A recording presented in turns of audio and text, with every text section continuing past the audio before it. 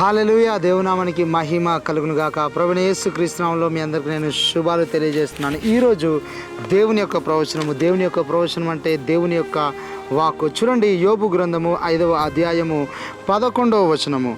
అట్లు ఆయన దీనులను ఉన్నత స్థలములో నుంచును, దుఃఖపడు వారిని క్షేమమునకు లేవనెత్తును. హల్లెలూయా. బైబిల్ స్పష్టంగా తెలియజేస్తుంది. ఈరోజు దేని కొరకు మీరు దుఃఖిస్తూ ఉన్నారు? దుఃఖపడు వారిని ఆయన క్షేమమునకు లేవనెత్తబోతున్నాడు. ఈరోజు నీ కుటుంబం కొరకు దుఃఖిస్తున్నావా? ఇంటి కొరకు దుఃఖిస్తున్నావా? నీ పిల్లల కొరకు దుఃఖిస్తున్నావా?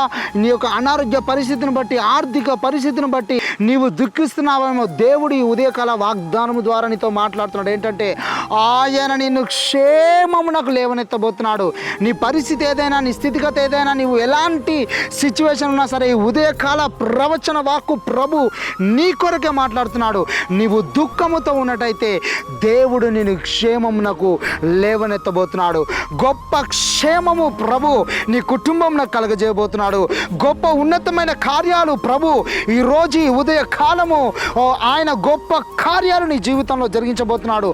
ఆయన తన వాక్కును పంపి వారిని బాగు చేశాను అని బైబిల్ సెలవిస్తుండగా, ఈరోజు తన వాక్కును పంపి ఆయన నీతో మాట్లాడుతున్నాడు. ఏంటంటే క్షేమమునకు ఆయన నిన్ను లేవనెత్తబోతున్నాడు. అద్భుతాలు నీ జీవితంలో ఆయన జరిగించబోతున్నాడు. గొప్ప క్షేమము నీకు కలగబోతుంది. దేవునికి మహిమ కలుగును గాక. ఈ యొక్క వాగ్దానమును ప్రభు ఈరోజు మీ జీవితంలో స్థిరపరిచి నెరవేర్చును గాక. God bless you. దేవుని మేము దీవించును గాక.